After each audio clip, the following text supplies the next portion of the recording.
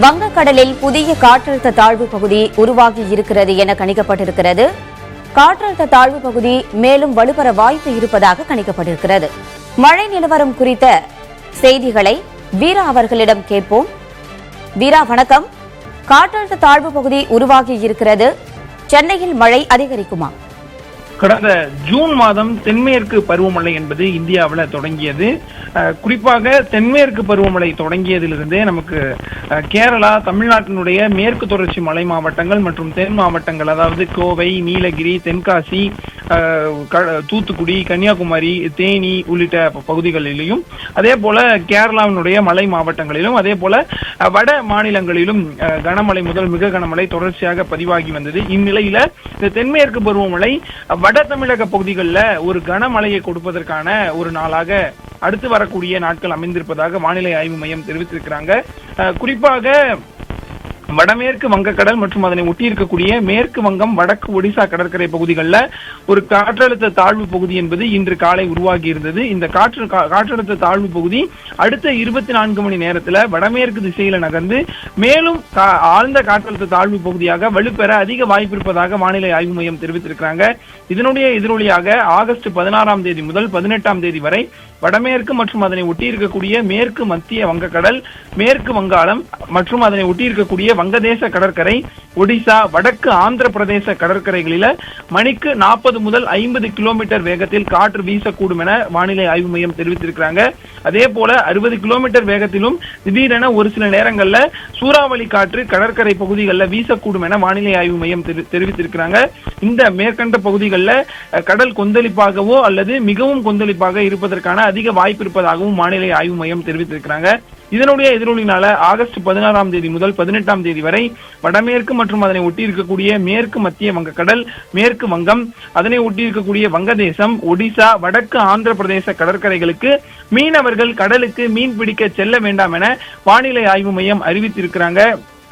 இந்த காற்றழுத்த தாழ்வு பகுதி அடுத்த 24 மணி நேரத்தில் மேலும் தீவிரமடைய வாய்ப்பு இருக்கும் என தெரிவித்திருக்கக்கூடிய சூழ்நிலையில இதனுடைய எதிரொலியினால நமக்கு தமிழகத்தினுடைய வட தமிழக பகுதிகள் என்று சொல்லக்கூடிய சென்னை, செங்கல்பட்டு, காஞ்சிபுரம், திருவள்ளூர், வேலூர் உள்ளிட்ட பகுதிகளில் கனமழைக்கான அலர்ட்டை வானிலை ஆய்வு மையம் கொடுத்திருக்கிறாங்க. குறிப்பா நாளை மறுநாள் ஆகஸ்ட் 18ஆம் தேதி செங்கல்பட்டு, விழுப்புரம் கடற்கரை ஒட்டியிருக்கக்கூடிய இந்த மாவட்டங்கள்ல கனமழை பெய்யக்கூடும் என வானிலை ஆய்வு மையம் தெரிவித்திருக்கிறாங்க. கனமழை என்னும் போது 7 முதல் 11 சென்டிமீட்டர் வரை ஆகஸ்ட் 18ஆம் தேதி செங்கல்பட்டு மற்றும் விழுப்புரம் ஆகிய மாவட்டங்களில் மழை பெய்யக்கூடும் என தெரிவித்திருக்கிறாங்க. இதுல மிக முக்கியமா ஆகஸ்ட் 19ஆம் தேதி விழுப்புரம், செங்கல்பட்டு, சென்னை, திருவள்ளூர், நீலகிரி ஆகிய மாவட்டங்கள்ல கனமழை பெய்யக்கூடும் என வானிலை ஆய்வு மையம் தெரிவித்திருக்கிறாங்க. தொடர்ச்சியாக இந்த தென்மேற்கு பருவமழை உருவானது முதல் கேரளாலையும் நமக்கு அதே போல தமிழ்நாட்டினுடைய மேற்கு தொடர்ச்சி மலை மாவட்டங்கள் கோவை, தேனி, நீலகிரி இந்த மாதிரியான மலை மாவட்டங்கள்ல தான் கன முதல் மிக கனமழையை கொடுத்து வந்தது. வட தமிழக பகுதிகள் என்று சொல்லக்கூடிய சென்னை, செங்கல்பட்டு, காஞ்சிபுரம், திருவள்ளூர், வேலூர், ராணிப்பேட்டை இது போன்ற மாவட்டங்கள்ல கடுமையான வெயில் தான் இருந்தது. காலையில வெயிலும் மாலை நேரத்துல இடி மின்னலோடு கூடிய அந்த வெப்பச்சலன மழையும் பெய்ததை நம்ம தொடர்ச்சியா பார்த்துட்டு இருந்தோம். சென்னையிலேயுமே கடந்த ஒரு வாரத்திற்கு முன்பாக காலை முதல் மாலை வரை கடுமையான வெயிலும், மாலை முதல் இரவு வரை ஒரு சில பகுதிகளில் கனமழை என வெப்பச்சலன மழை என விட்டு பெய்து வந்ததை பார்த்தோம். இந்நிலையில உருவாகி இருக்கக்கூடிய இந்த புதிய காற்றழுத்த தாழ்வு பகுதியினுடைய எதிரொலியாக அடுத்து வரக்கூடிய நாட்கள்ல தமிழகத்தினுடைய வட தமிழக மாவட்டங்கள் என்று சொல்லக்கூடிய சென்னை, செங்கல்பட்டு, காஞ்சிபுரம், திருவள்ளூர், ராணிப்பேட்டை, வேலூர், ராணிப்பேட்டை இது போன்ற மாவட்டங்கள்ல கனமழை பெய்யக்கூடும் என வானிலை ஆய்வு மையம் தெரிவித்திருக்கிறாங்க. அதனுடைய ஒரு பகுதியாக தான் ஆகஸ்ட் 18ஆம் தேதி விழுப்புரம் மற்றும் செங்கல்பட்டு மாவட்டத்தில் கனமழை பெய்யக்கூடும் எனவும், அதே போல ஆகஸ்ட் 19ஆம் தேதி விழுப்புரம், செங்கல்பட்டு, சென்னை, திருவள்ளூர், நீலகிரி ஆகிய மாவட்டங்களில் கனமழை பெய்வதற்கான வாய்ப்பு இருப்பதாகவும் வானிலை ஆய்வு மையம் தெரிவித்திருக்கிறாங்க. சென்னை மற்றும் புறநகர் மாவட்டங்களை பொறுத்தவரையில அடுத்த 24 மணி நேரத்திற்கு முன்னறிவிப்பு என்னவென்றால் இன்றும் நாளையும் வானம் மேகமூட்டத்தோடு காணப்படும் எனவும், மாலை முதல் இரவு நேரங்களில் சென்னை மற்றும் புறநகர் மாவட்டத்தினுடைய ஒரு சில பகுதிகளில் இடி மின்னலுடன் கூடிய மிதமான மழை பெய்ய வாய்ப்பு இருப்பதாக வானிலை ஆய்வு மையம் தெரிவித்திருக்கிறாங்க. தொடர்ச்சியாக இந்த தென்மேற்கு பருவமழை உருவாகியது முதல் கேரளா, கர்நாடகா, தமிழ்நாட்டினுடைய மலை மாவட்டங்கள்ல கனமழையை கொடுத்து வந்த நிலையில உருவாக்கி இருக்கக்கூடிய புதிய காற்றழுத்த தாழ்வு பகுதி அடுத்த 24 மணி நேரத்துல மேலும் வலுவடைய இருக்கக்கூடிய சூழ்நிலையில வட தமிழக பகுதிகளில் ஒரு நல்ல மழையை தருவதற்கான வாய்ப்பா இருக்கிறது. சென்னை, செங்கல்பட்டு, காஞ்சிபுரம் இது போன்ற வட தமிழக மாவட்டங்கள்ல அடுத்து வரக்கூடிய ஒரு 3 முதல் 4 நாட்கள் ஒரு மழை நாட்களாக அமையும் என வானிலை ஆய்வு மையம் தெரிவித்திருக்கிறாங்க. இந்த காற்றழுத்த தாழ்வு பகுதி புயலாக மாறுமா? என்ன விவரம்? பொதுவா வானிலையை பொறுத்தவரையில அடுத்தடுத்து நகரக்கூடிய நகர்வுகள் என்பது அங்கு உருவாகக்கூடிய கடல்ல இருக்கக்கூடிய வெப்பநிலை, அதே போல காற்றழுத்த பகுதி, அங்கு இருக்கக்கூடிய வெப்பச்சலனம் உள்ளிட்ட இயற்கையை பொறுத்துதான் இருக்கும். இதுவரை வானிலை ஆய்வு மையம் இந்த காற்றழுத்த தாழ்வு பகுதி புயலாக மாறுவதற்கான சாத்தியக்கூறுகள் இருக்கு அப்படிங்கிற மாதிரியான எந்த ஒரு அறிவிப்பையும் கொடுக்கவில்லை. அடுத்த 24 மணி நேரத்துல இந்த காற்றழுத்த தாழ்வு பகுதி மேலும் வலுப்பெற்று அது ஆழ்ந்த காற்றழுத்த தாழ்வு பகுதியாக தீவிரமடையும் என தெரிவித்திருக்கிறாங்க. இந்த காற்றழுத்த தாழ்வு பகுதி மேற்கு வங்கத்தை ஒட்டி இருக்கக்கூடிய பகுதிகளில் நிலவுறதுனால பெரும்பாலும் புயலாகவோ அல்லது அது தீவிர புயலாகவோ அதுபோல மாறுவதற்கான வாய்ப்பு இல்லை. இருப்பினும் இந்த காற்றழுத்த தாழ்வு பகுதி ஆழ்ந்த காற்றழுத்த தாழ்வு பகுதி காற்றழுத்த தாழ்வு மண்டலமாக தீவிரமடைந்தாலும் இதனுடைய எதிரொலியாக காற்று குவியல்கள் நமக்கு கீழிருந்து மேலே செல்வதனால வடகடலோர மாவட்டங்கள், வட தமிழக பகுதிகள், தமிழ்நாட்டை பொறுத்தவரையில வட தமிழக பகுதிகளிலும் ஆந்திராவினுடைய கடலோர மாவட்டங்களிலும் கனமுதல் மிக கனமழை பெய்வதற்கான வாய்ப்புகள் இருக்கிறது. காற்றழுத்த தாழ்வு பகுதி வட இந்திய மாநிலங்களை ஒட்டி இருக்கக்கூடிய கடற்கரையில நிலவுவதனால காற்றால பாதிப்பு தமிழகத்திற்கு சென்னை, செங்கல்பட்டு இது போன்ற மாவட்டங்கள்ல இருக்காது.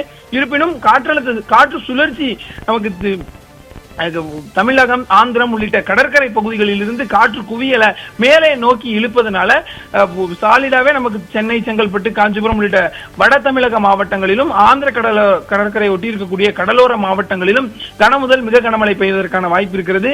இந்த காற்றழுத்த தாழ்வு பகுதி காற்றழுத்த தாழ்வு மண்டலமாகவோ அல்லது புயலாகவோ வலுப்பெறும் என வானிலை ஆய்வு மையம் இதுவரை அறிவிப்பை கொடுக்கவில்லை.